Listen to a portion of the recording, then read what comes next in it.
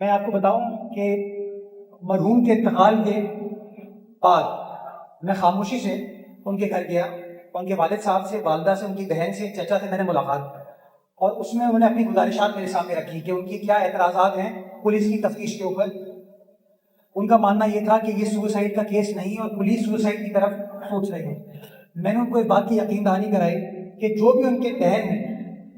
سوالات ہیں ان کو ایڈریس کیا جائے گا، اور جب تک وہ مطمئن نہیں ہوتے اس انویسٹیگیشن کو ختم نہیں کیا جائے گا۔ میں نے ان کے پوائنٹ آف ویو کو، ان کے اعتراضات کو وزیر اعلیٰ سے اور وزیر داخلہ تک پہنچایا،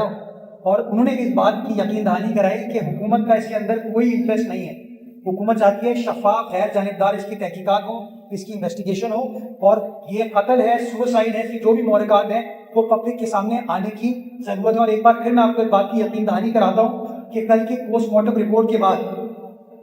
پہلی چیز جو حکومت نے کی، آئی جی صاحب نے کی، کہ پرانی تفتیشی ٹیم کو ختم کر دیا اور عامر فاروق صاحب کی سربراہی میں ایک نئی تفتیشی ٹیم کو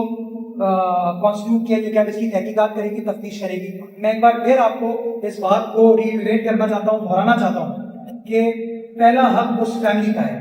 لواحقین کا ہے، کہ ان کو اطمینان دینا ہم سب کی ذمہ داری ہے، اور جو کچھ بھی کرنے کی ضرورت ہے ان کو مطمئن کرنے کی وہ انشاءاللہ حکومت کرے گی۔ جو پوسٹ مارٹم رپورٹ کے اندر تفصیلات آئی ہیں ان کو بھی دیکھا جائے گا،